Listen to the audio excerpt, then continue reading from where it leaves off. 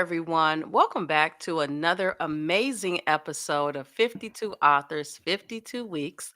I am here with the beautiful Dr. Alicia Michelle Straughter. And I have to make sure I pronounce it properly because my family, we're the Slaughters, but you are, Really? yeah. So when I first met you, I my eyes tried to make your last name be Slaughter, but it's Yes. Straughter. And so I thought we were related at first, but we're not related, just sisters for life. Yes. Well, thank you, Dr. Campbell, for inviting me. And I didn't even realize that, your family slaughters, but you're absolutely correct. People look at the name and just take the TR out of there for whatever reason. But yes, I am a Straughter. Yes, it's our brains are Yes. trying to change the wording. Yes, absolutely. So, listen, everyone, Dr. Straughter is actually the visionary behind, I have to show the cover Yes. strategies and practices of women who lead beyond barriers, soulful stories of success for women. I absolutely love the title, the message, because I think as women, we don't celebrate how far we've come. We don't acknowledge how powerful and how amazing we are. So I'm glad that you took the time to highlight all of these attributes of us because we Yes. need to be screaming it from the rooftop, the mountaintops, that women are powerful. Yes. Yes. You know what? I thank you so much. Let me just give a little brief background. I have spent 20 years prior to becoming an entrepreneur with my former boss, Stephen Graham. And at that time, and that was 20 consecutive years, and that was really unknown, and it was a nonprofit organization. But I learned a lot there because I was straight out of, I started as an intern there. And he was like, "Well, you're not going anywhere." And that lasted for 20 years. And what I learned there was a lot of leadership, right? And I was put in leadership roles just because of my abilities, not knowing that. But the more I was doing, the more he was giving me, and my responsibility was greater toward the end. And so I not only did I just run that nonprofit for him, I did other business things for him, running his other businesses and other nonprofits that he had, just a whole lot. Which in hindsight, you was like, wow, I can't believe I did all of that. But what it taught me, I finished my undergrad while I was with him. I finished my master's while I was with him, and I was already in the process of working on my PhD toward the end of that 20-year term with him. And I said to him one day, and this was when Michelle Obama and Oprah was hosting an event across, because we was in the NBC Towers. They was hosting an event because Obama was running. And I was like, listen, I want to go. It was right across the street at the Sheridan. I want to be around these women, and I want to absorb some of that leadership and all of that essence that they had. And he looked at me and says, "This is a true story. You don't need to go over there. You got it. But I'm gonna let you go." He said, I mean, he had to make the call for me to go. I mean, I wasn't just going to sit in the audience. I mean, I was up in there. And so, but when he said that, I was like, what is he talking about? And the reason why I said that, he saw something in me that I didn't really see in myself. I thought I was just doing what I knew to do, as to lead an organization. I had staff, I had teams at the board, everything you can name it. And I shifted a lot of things within the organization for us to make impact.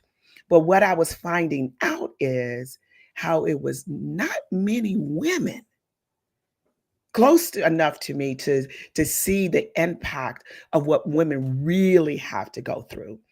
And so what happened was, okay, when I get in my PhD program, well, what am I going to study? Well, what was I missing when I was in a leadership role? It was seeing, actually, it's not a lot of women up here. Was very, very few. And so again, you're a managing director for 10 years. I was a managing director. And so when I'm interacting with people at high levels, CEOs and presidents, majority of them Mhm. were men. And so I wanted to study what was it that I couldn't see, not only enough of women, but women that looked like me.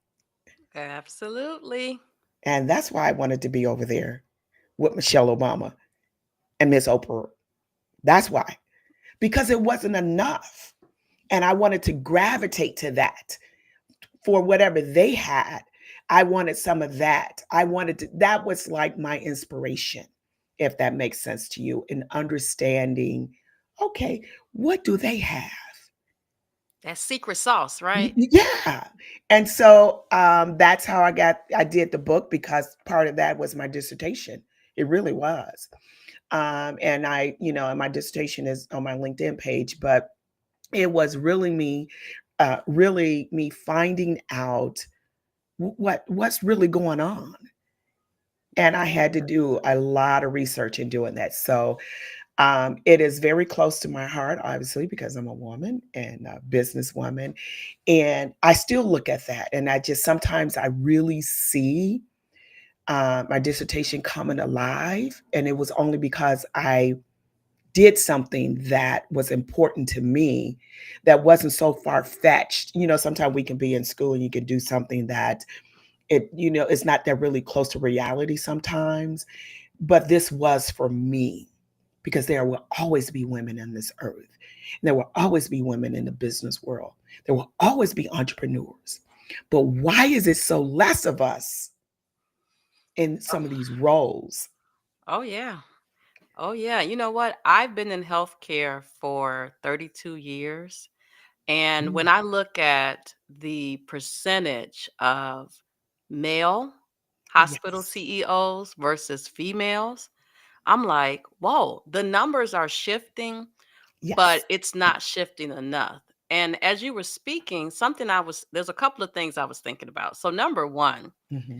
you have such amazing, rich background, and I'm glad that I now know a lot more about you, because I think sometimes we are the secret weapons when we show up, Hmm. and we may not necessarily be the loud ones, but Hmm. we're the powerful ones. And so I'm glad that I know a lot more about you, so that I can sing your praises to the mountaintop, because you have had some amazing experience, right? And sometimes we kind of forget our past, but I truly believe in no experience left behind. All the things that we've endured in life Yeah. as women, as African American women, it is all a part of who we are today, right? We don't Yes. definitely don't look like what we've been through. Yes. You could say that again. And people mistake Yes. today's version of us with that's who we've all been. And I'm so glad for photographs, because photographs allow me to go back and Yes. remember when. I just recently found a photo from 1995 Hmm. when I purchased my first brand new car. Oh, wow. Yes, it was a Dodge Neon. It was white, and my interest rate on that car was 38%. But it was my car. Right. But I also had on my scrubs because I was a medical assistant. That's how I entered in healthcare in 92. And 95, I got my first car. Mhm. And when I entered healthcare, I really gravitated towards women for mentorship, Mhm. leadership. And one of Yep. the things that I found, some women make it to the top and they don't want to send that elevator back down. Mm. And that's very hurtful. Sometimes I feel Yes. like I can't speak to all ethnicities, right? I can only Right. speak to my primary experience, Correct. which is growing up in an African American neighborhood, Mhm. living currently in a predominantly African American neighborhood, Yep. but worked in healthcare with lots of non minorities. I have experienced where someone that looks like me treats me like I'm dirt because Mm. they are fearful that I'm trying to take their spot. Yeah. I don't need their Yep. spot. I got my own spot. Right. Yes. Oh and it, my gosh. it and it's so hurtful Yes. because why wouldn't you want to pull someone else along with you? There's enough room for us all. Because one of the things that I realize, everybody doesn't want to be an entrepreneur like us. Exactly. Everyone doesn't want to host podcasts like us, right? Exactly. There are some people, and I have friends that are comfortable in their 9 to 5. Mhm. They have the years of service. We're all 52 right now. So they're like, ooh, when I turn 55, I can retire. And Mm. I have a totally different mindset. I'm Exactly. like, at 52, I'm just getting started. Yeah, you absolutely correct. So it's so good to be among others who Yeah. have that same mindset. Because I don't know about you, but for a long time, I felt like a lonely entrepreneur. Mm. You said so. Thank you again for the compliment. Again, it's how people see you, and to me, it's a blessing. But that was so much loaded information. You are also correct. It's when you see other women that look like us in different roles and leadership roles, and they tend to act a certain way toward us. And here's my and no one can take away your experience. And so I'm gonna give you another backdrop. I'm running an organization as a Black woman for a Black man. And not one time, not one time out of 20 years, I let that role dictate how I was treating people. Not one time. However, I knew I was in that role because someone trusted me, and I knew that I needed to be who I God planned for me to be or to become.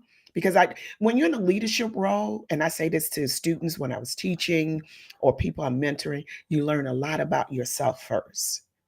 Absolutely. You learn so much Absolutely. about who you are and how you are toward people. And so a lot of that was me learning and growing and developing. Okay, so I started working for Mr. Graham, Stephen Graham, when I was in my 20s. I was 20 something, 23, 24, fresh out of college as an intern. Didn't, he said he meant that I wasn't going anywhere. And all the way up until my like late 40s. So you see the transition of who I was as a young woman and a mature woman. So life was moving on. But what I found out and what I've experienced growing up on the west side of Chicago, I love my hood, the west side. I Okay, you know am I'm a South Sider, so I'm a west side girl. K-Town love, right? whoa. Exactly. And I just said this to a friend of mine, and really to your point is people don't understand where you came from. I grew up Pulaski, Arthington, drug dealing right in the back alley of my house. Had to go to college, Loyola University on the north side, downtown area, Gold Coast, pretty much. And they had to come back into again the hood. Again, I love the hood, but it didn't tell me who I was going to be. Mm, I told myself through prayer and my relationship with God what I wanted to do and who I wanted to become. And that wasn't not to mistreat people because I had a title or mm. because I had a role. Can you please say that again for the people in the back? Because Right, listen, on this podcast, people can see us and right. hear us, but you need to say it again because I think somebody really needs to hear it and receive it. Yeah. Because if you think that getting in a leadership role is how you need to mistreat people, you're in the wrong role. See, titles should never dictate who you are. You should be dictating what you want to do and make the role. Now, if the behavior comes out, then that's just who you are. And I had spent years understanding that it is an opportunity. It was by divine order. And my focus was always how much impact can I help others and develop people? And those who couldn't stay along understood this ain't the right place for you. But never will my role be where I'm going to mistreat you or not help someone because I have a title. The title didn't mean anything. And my boss knew that, the board, everyone knew that, even my family. I know my mother said to me one time, some volunteer, your daughter must, how does she really feel about, you know, all of these celebrities or whatever? And she said, honey, I don't think my daughter pay any attention to anything. And I didn't. And so there's a difference. I think what you have to understand is who you are and what's your purpose and why you need to do what you're doing. But if it's about self, then you're going to get those actions and behaviors when it's about self. Leadership is a selfless role because you can't be selfish. It is about how do I empower people and lead them. And one significant thing that I found being around some of those women, like Miss Winfrey and Miss Obama, Mrs. Obama, and other powerful women was the grace that they had, Mm, the grace, mm, mm. the intelligence, not ego. And it's a difference. Very Absolutely. smart women. I respect them because I said, oh, you can be smart and not be rude. Mm, Oh, you mm. smart and be in a leadership role and not be nasty. Oh, you could be smart and intelligent and not mistreat people just because you in a role. I feel like we in church now. I want to say amen. Yeah, it was a lot, and like I said, a lot of times people don't understand what you have to carry, and it wasn't never hard, and it wasn't easy, but I had to deal with a lot of responsibility coming off the west side of Chicago, going downtown every day. I mean, eventually I moved, but the environment, I didn't let the environment that I grew up in dictate my future. I didn't let it get in me. And what was important to me is building my relationship with my Heavenly Father. That's what got me through all of that through school. I mean, again, I went to Loyola University. Let's Yeah, I mean, you went come to on. Loyola University. Listen, I went to Governor State. You went to the Loyola University. Only black woman in the class sometimes, Oh, I bet. I bet. many times. So you Wow. had to understand what I had to overcome, not knowing then, and I didn't give up. And I kept saying, And well, my father worked at Loyola. And at the time, I was the only sibling that took advantage of that. And in hindsight, you just think about, wow, I didn't really know what I was doing, but taking advantage. I had friends that were a little older. I always had older friends, and they was in college.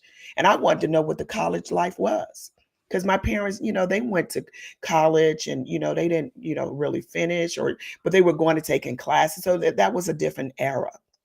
And so to be at Loyola, to have to go through a lot just to graduate, to get out of there.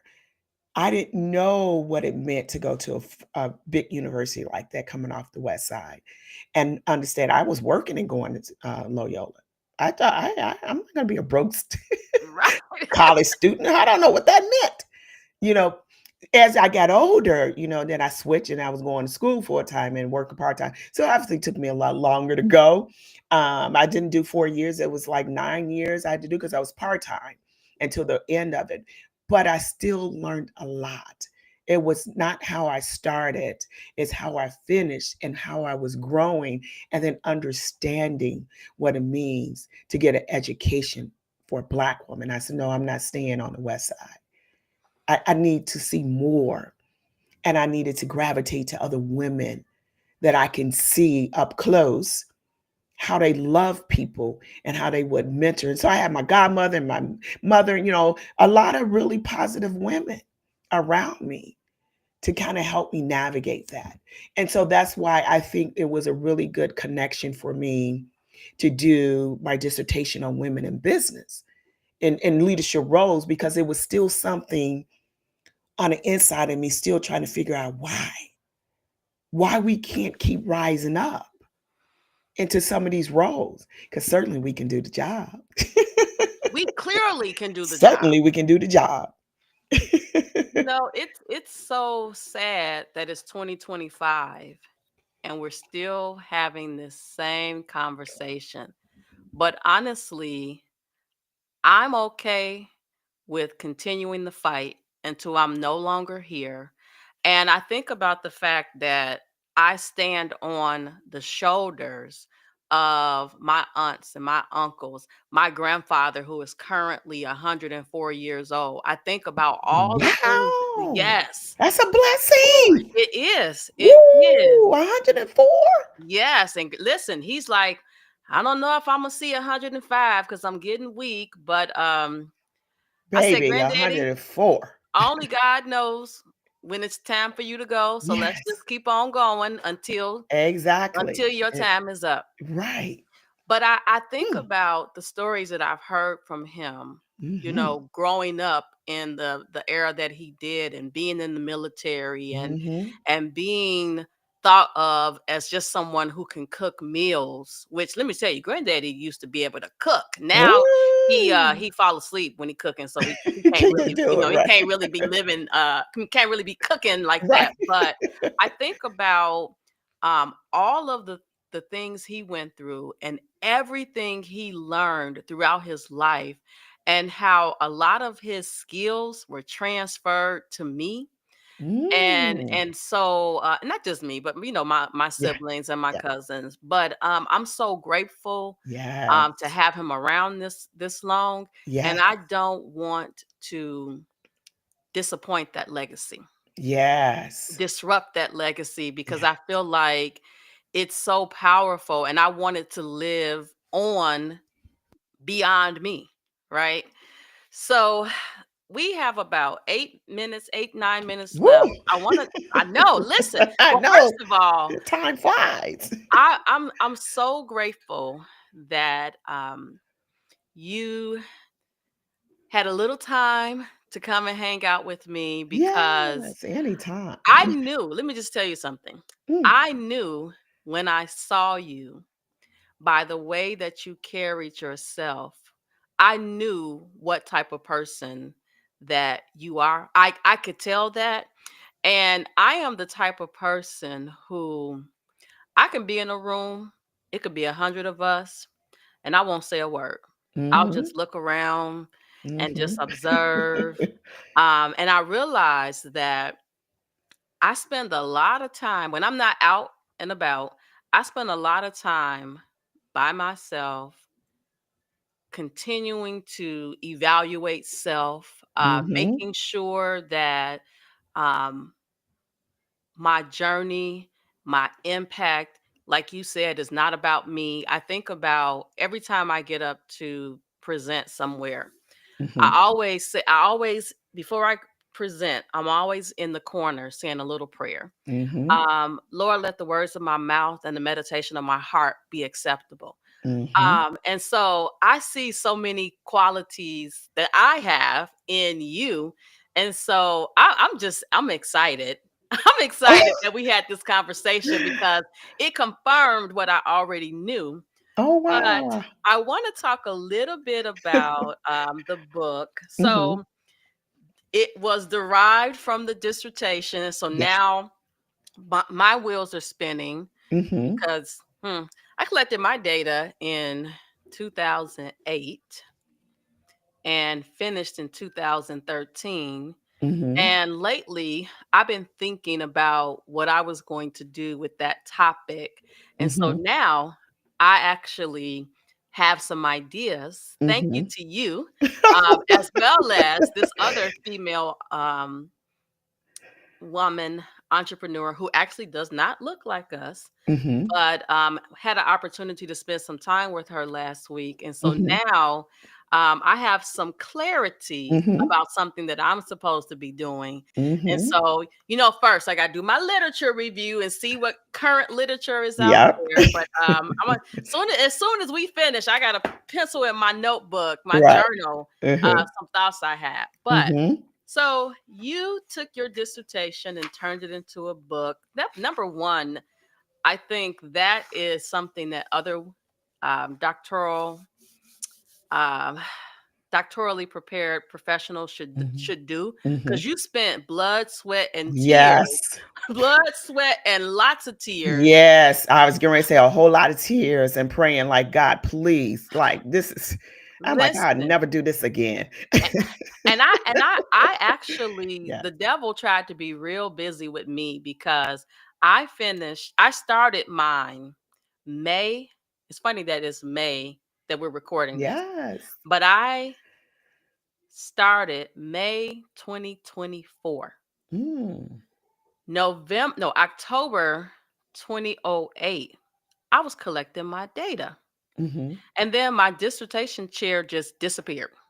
Whoa. And so I literally and then I ran out of financial aid money. Yeah. And literally, I was just like, I have to finish what I started. Yes. And one of my good friends who I went to graduate school with, I remember I had failed one of my comprehensive exams, Mhm. and now she's a talker. You know her, Debbie Mm. Boyd Seal. She had me on that phone. Yes. I rewrote that comps question. Woo! I was over prepared by the time I finished, but I love her Yes, for I met uh, her. helping me through that journey. And she says it all the time.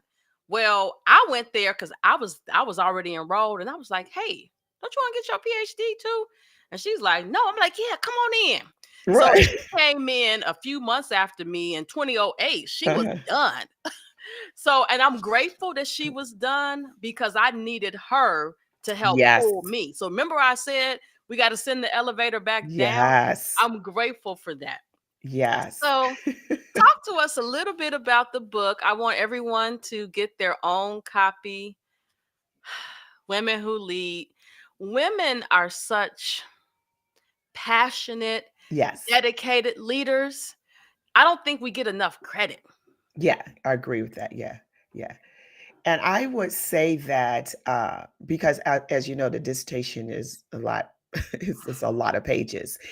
But it was importantly for me, and I had started a podcast with a great friend of mine. So we went to graduate school together, who also, I hadn't seen her in like years. And I went to, at the time, it was former Vice President Gore, and I'm at the Hyatt with a board member, and it was hundreds of people at the reception, hundreds of people that didn't look like me. So I was like the only one. Chin up, right? Chin up, Yes, chest out. I'm with the board member, and all I hear was Alicia Michelle Straughter, and I knew it was Dr. Eileen Timmons. Talked to her the next day, and she the one told me, if I got my PhD, you can go get yours. And I'm like, this 2009. I'm like, oh, okay.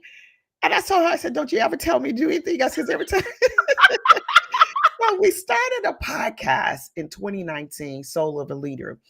And what I wanted to do is when I started doing that, again, it would start connecting back to my dissertation.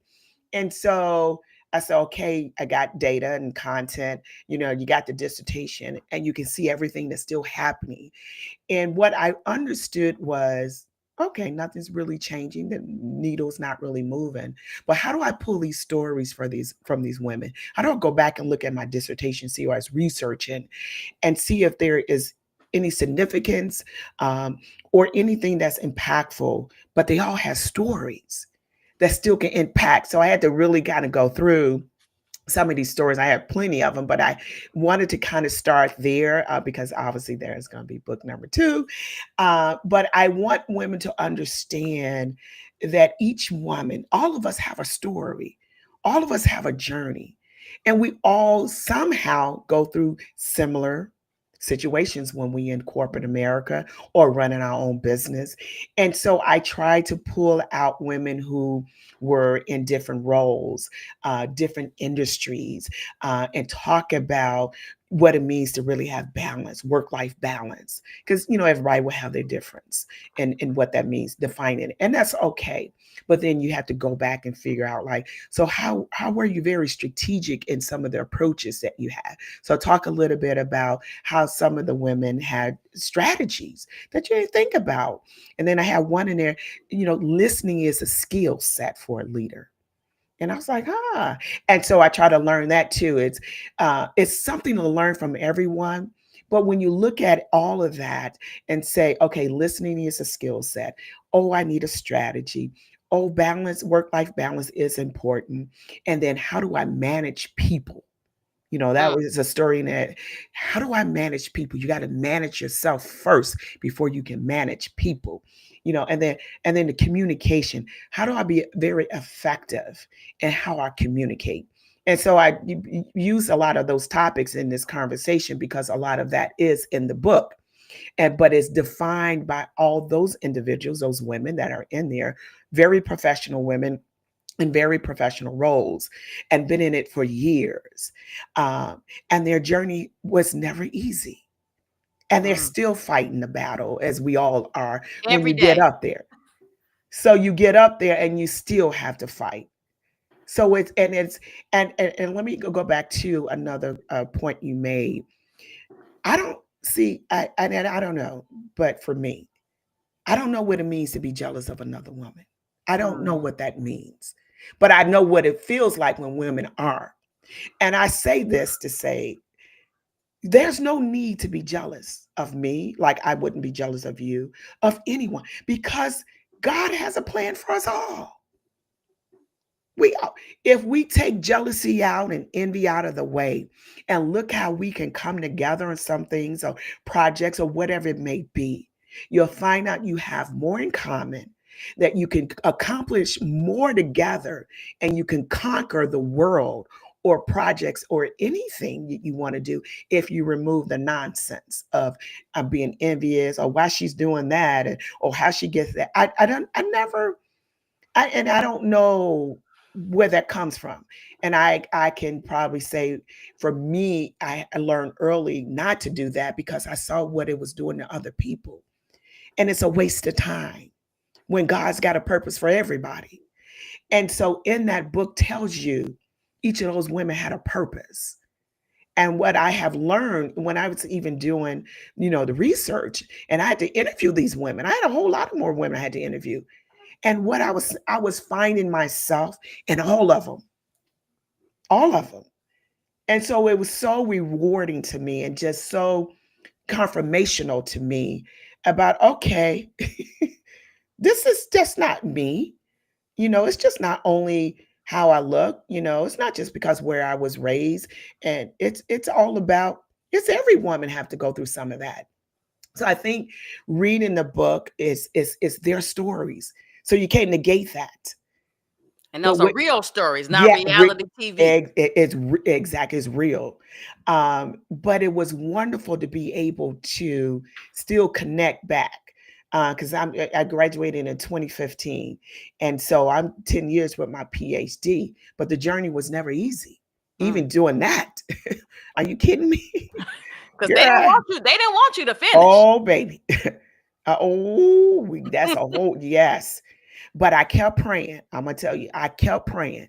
I saw the distractions. I saw what the enemy was trying to do. And when we say it was a lot of crying, oh honey, I was doing a whole lot of crying late at night.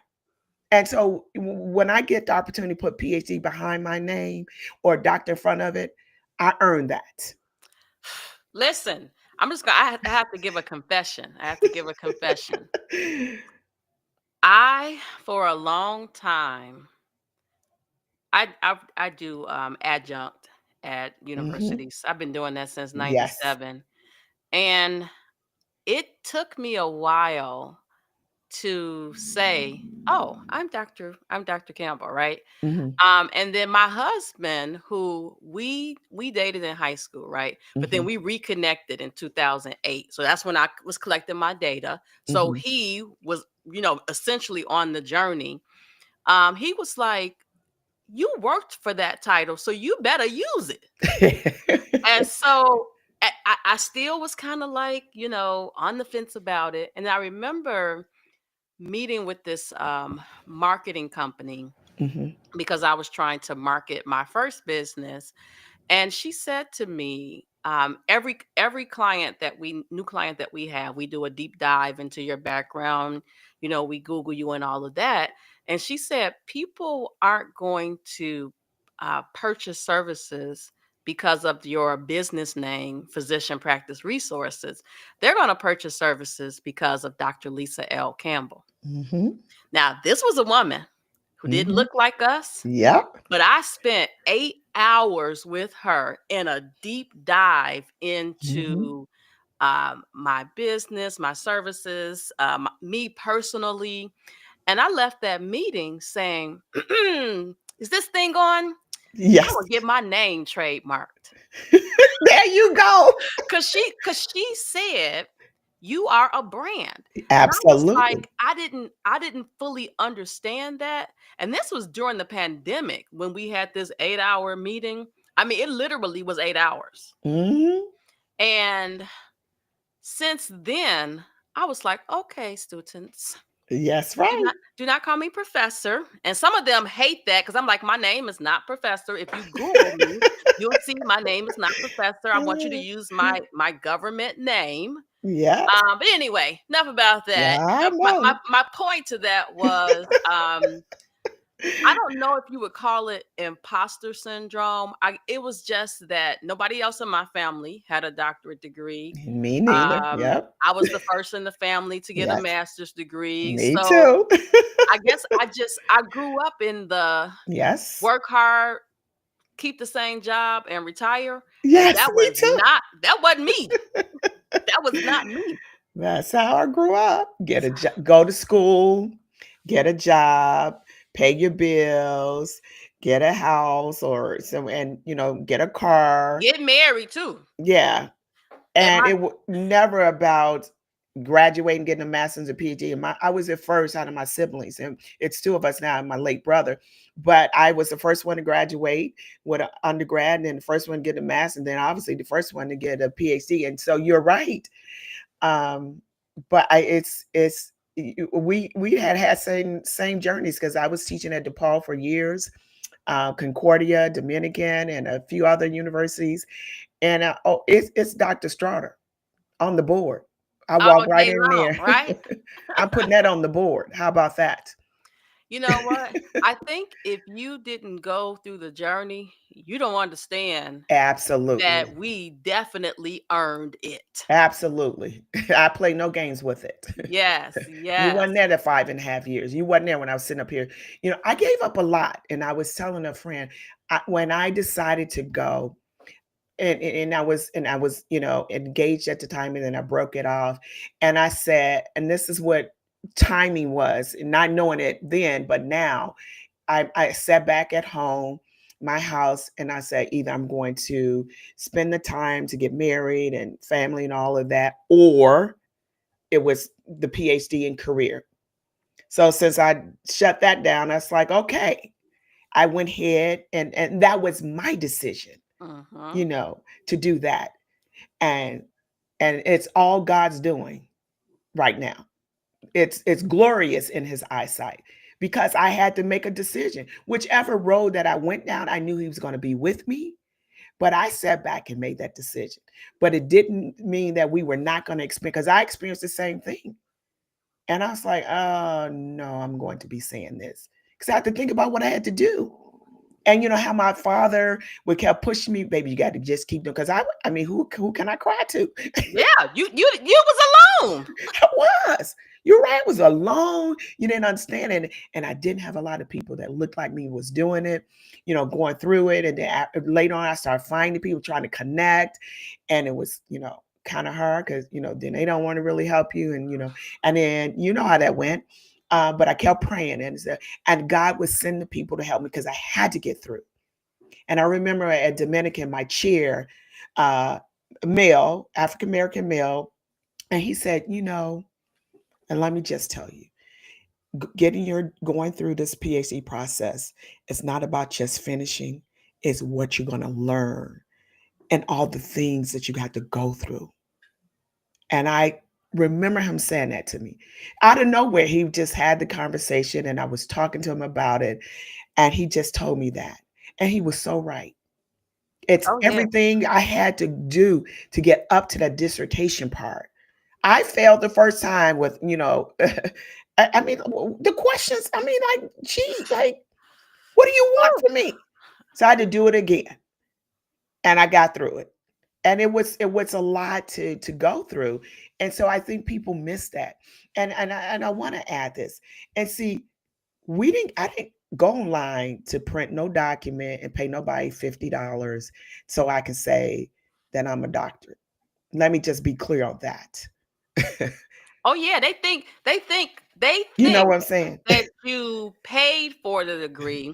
And actually, I don't know if Debbie, I call her Debbie, Mhm. because I've been knowing her since '98. Um, You get the right to do that, right? yes. So when we finished, she started doing some. So first of all, we went to Capella. And people think that, oh, you went online. It must have been easy. Mm, It was harder because it was me sitting here trying to understand what's the difference between qualitative and quantitative, and then what were the different things that fell under each, research type, and then all the different research theories and all of that.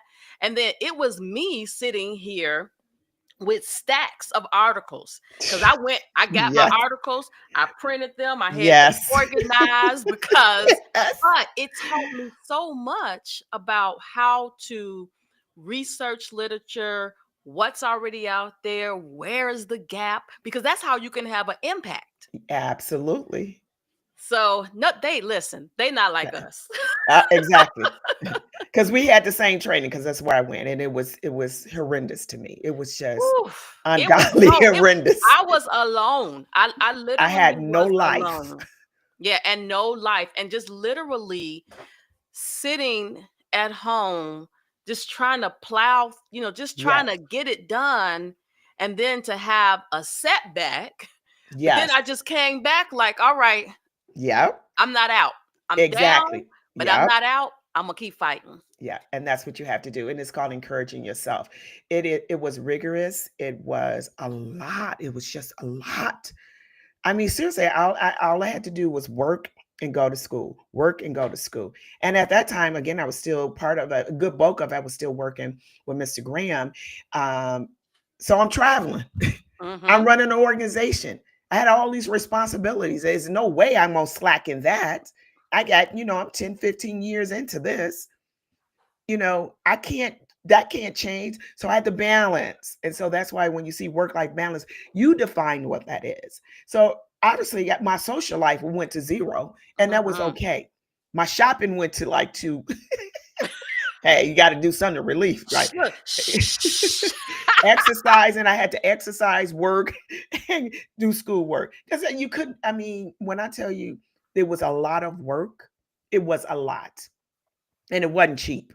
Oh, it So wasn't I didn't cheap. push a button on and go online and just $50 and I got a little certificate. No, no, no, no, no, Mm-mm. no. No. And we got wounds, Yeah. Oh yeah. I got scars. I got some PTSD. There you go. I said I'd never do this again in my Oh, life. never. I'm done. I'm It's done. a wrap.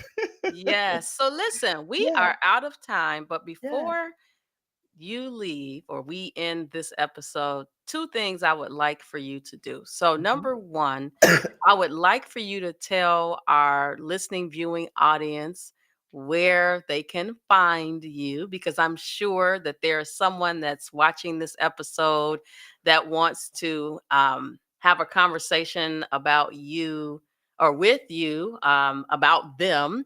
You never know what opportunities are out there.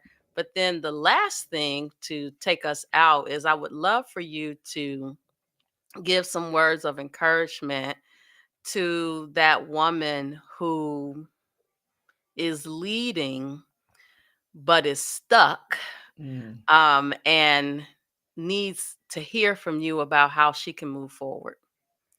Well, good. So thank you again. So you can find me on dramsconsulting.com. Everything is on there. My book is on there. You can find the book on Amazon as well. And I'm on social media. I'm on IG and LinkedIn, Dr. Alicia Michelle Straughter on the LinkedIn and as well on IG. And I have a business Facebook page as well. All the same name, Dr. AMS Consulting. And so here's what I want to, and I think this is great that you're doing this. So I want to say that. And again, I appreciate you wanting to have this conversation because it really is important what we are doing together to impact lives of women. What I'm finding out, because I do some coaching with women and entrepreneurs. I do a lot. The bulk of my clients are nonprofits, and there's some small businesses, and then individuals who are struggling. And here's what I will always say: what I say to everyone, what was the calling, what's the purpose of what you're doing, why you're doing what you're doing, right? um, and are you in it to think that you're going to get wealthy overnight, or are you in it so that you can make impact and leave a legacy? So again, what's the intent, what's the purpose? And they really do, is this a real business, or is this is a hobby, right? Or is it just your passion? And so you need to start defining, do I really have a business, or if I'm just trying to do this because I think I want to control my own time and I want to work for myself. And people don't know, when you're an entrepreneur, I 12 years into this, it's don't think we got all the time and all the money, 'Cause we don't. because We we do not. don't. Your whole life changes when you're talking about running a business, although it is great. And I also say it's not for everyone. It's for the ones who are being called to make a difference in the business that you have. Understand what the purpose. See, everybody want to be in business and they don't know how to run the business. But you keep me busy and I'm grateful. But I also make it so that you don't depend on me, that I am there to coach and guide you on what the business structure should be like and how you're going to succeed at it. It doesn't mean that every day is going to be smooth. And I want to add this: stop trying to start a business and think you don't need HR. Strategic HR is different from when you think, oh, I got to go to HR and get all my enrollment papers. That's one part of HR, that's administration part. The strategic approach of having an HR person is the person who has a business mindset that helps the CEO. That's why I was able, not knowing, I was able to help run multiple business for my former boss, because I understood from an HR perspective strategically what needs to take place and how the business needs to grow or where the business is going. So you can't just have a pipe dream. You have to have a real vision, and you got to be able to walk that vision out. And you can't run the business alone. And so I would encourage women that feel like they're stuck, do an assessment. So, okay, when I say do an assessment, you got to keep it real. You got to understand what's really going on with yourself as the leader. Why am I failing? Why I'm not growing? And I just had a conversation with a client late last night, about 8 o'clock, 9 o'clock, and I listened. I said, "Oh, what I'm hearing is, you don't get afraid. Here's a strategy you can take. Oh, I didn't think. Here's another strategy. So we got to think strategic and be authentic about what approaches we need to take, and don't be afraid to get help." And I'm not saying Absolutely. free help. I'm saying don't be afraid to spend the money to get the right help, and don't listen to Ray Ray and Pookie. Oh, yes, because Ray Ray and Okay, Pookie will have you in jail. exactly. And somebody got a 9 to 5 who don't go to work every day, missing work. Because when you're an entrepreneur, like you used to go to work, I ain't going today. You don't do that when you're an entrepreneur. You got to go to work every day. You got to show up, You got to show literally. up. Wow. Well, So listen. hopefully that helped. Oh, that was awesome. This I know that this episode is gonna help so many people, women as well as men. You know, sometimes Yes. men are they're like this nut that's difficult to Yeah. crack, but Right. once you crack it, you know, you have their ear. Not all men, but some Yeah. men. Right. But I want to thank you so much for being a part of 52 Authors, 52 Weeks. I know I've been hounding you for about a Yes. year, I'm but sorry. I knew no. I knew in my heart that people needed to hear from you, because I have to be honest, and this is not being cocky. We got lots. We have every year, and this is year 2. We got 52 authors. And Mm, so we have some people who have been on before who wrote another book and it's like, hey, can I come back? But mm, I want this to be so impactful that lives are changed, because I mhm, feel that we have a gift and mhm. it is our responsibility to Absolutely. send that elevator back down, because at some point we're going to be dead, Mhm. and we need to plant the seeds to Seeds. help others grow, because it's our responsibility. Mhm. Yes. Absolutely. It's a Yes. legacy we have to leave, we have to sow the seed. God to do the watering, we just have to sow the seed. And you got to study and show yourself approved. All right. Absolutely. I love it. I'm so grateful for you.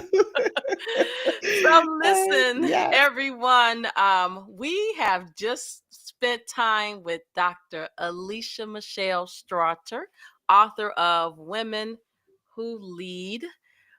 We hope that you have enjoyed today's episode, and we will see you next week.